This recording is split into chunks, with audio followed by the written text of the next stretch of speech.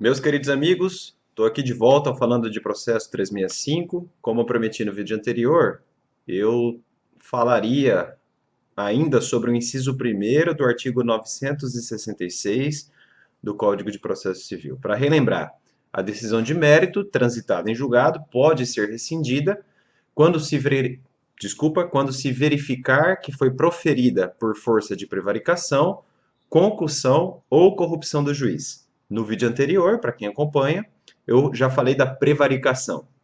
Nesse segundo vídeo sobre o inciso primeiro, vou tratar da concussão ou da corrupção do juiz, ensejando a possibilidade de se manejar uma ação rescisória. Vamos começar com a concussão. A concussão é o tipo penal previsto no artigo 316 do Código Penal. Esse dispositivo é assim redigido. É crime de concussão, abre aspas, exigir para si ou para outrem, direta ou indiretamente, ainda que fora da função ou antes de assumi-la, mas em razão dela, vantagem devida. Segundo o Guilherme de Souza Nucci, o verbo exigir significa ordenar ou demandar, havendo aspectos nitidamente impositivos e intimidativos na conduta, que não precisa ser necessariamente violenta. Nesse sentido, o juiz que exige de uma das partes uma vantagem indevida comete, sim, o crime de concussão. Exemplo, um juiz exige do fulano, autor da demanda que moveu contra Beltrano, R$ 10.000 para proferir uma sentença de mérito desfavorável ao Beltrano. A decisão transita em julgado e o Beltrano tem o direito de rescindir a coisa julgada, alegando que o crime cometeu delito de concussão. É bom asseverar que essa exigência do juiz, repito, como já citei aqui Guilherme de Souza Nucci, não precisa ser necessariamente violenta. Uma questão que me parece interessante é a seguinte: uma doutrina muito autorizada diz que, e aqui eu cito Luiz Regis Prado, diz que o delito de concussão se consuma, abre aspas, e citando Regis Prado, com a simples exigência da vantagem indevida, e a eventual obtenção desta não passa de mero exaurimento do delito. Então, no último exemplo que eu dei do fulano com o Beltrano, se o fulano não aceitasse entregar as vantagens indevidas para o juiz, haveria rescindibilidade? Poderia o Beltrano, ou mesmo o fulano, manejar uma ação rescisória depois? Segundo penso, sim, ambos poderiam propor a ação rescisória. Claro que o exemplo aqui é muito abstrato, difícil de se verificar na prática. Mas nós chegamos aqui a três possibilidades. O juiz exige do fulano, primeira possibilidade, o juiz exige do fulano quantia indevida, fulano não aceita pagar, e o juiz profere uma decisão favorável ao Beltrano. O fulano pode mover uma ação rescisória alegando que o juiz, além de não ter cometido o crime de concussão, além de ter cometido o crime de concussão, julgou improcedente o seu pedido como uma forma de retaliação após não acatar a exigência. Letra B.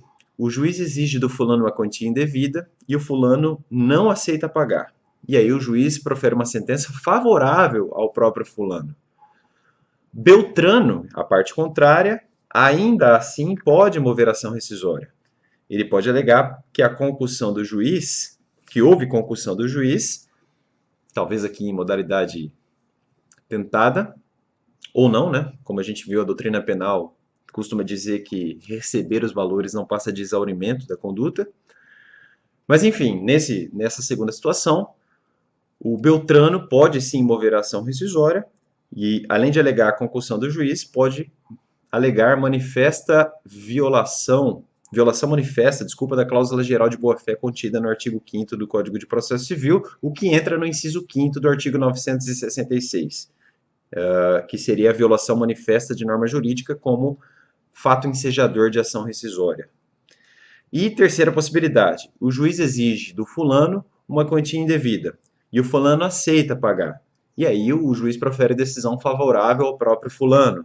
Beltrano, como é evidente, pode mover ação rescisória porque a concussão aqui afetou diretamente os seus interesses. Segundo crime, do vídeo de hoje, terceiro, divulgado ali no inciso 1º do artigo 966 do CPC. Corrupção passiva, está lá no artigo 317 do Código Penal, segundo o qual é crime solicitar ou receber para si ou para outrem, direta ou indiretamente, ainda que fora da função ou antes de assumi-la, mas em razão dela, vantagem devida, ou aceitar promessa de tal vantagem.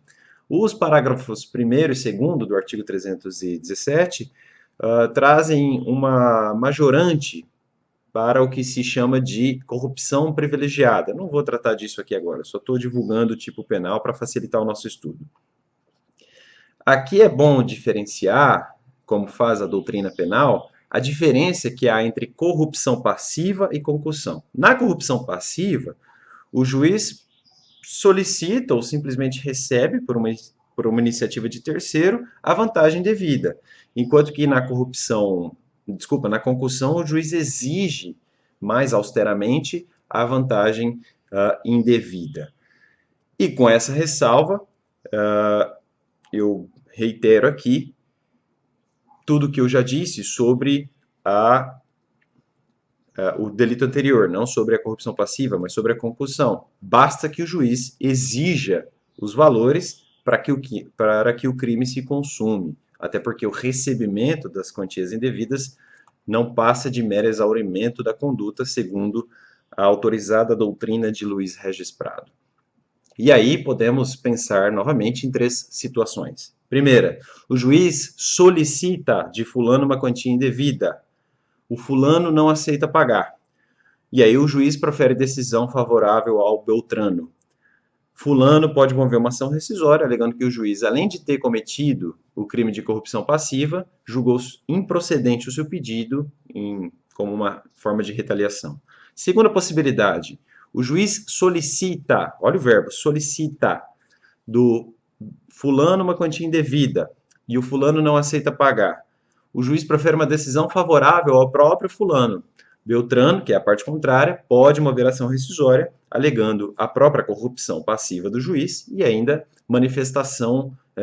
violação manifesta da cláusula geral de boa-fé, igual eu falei quanto ao delito anterior.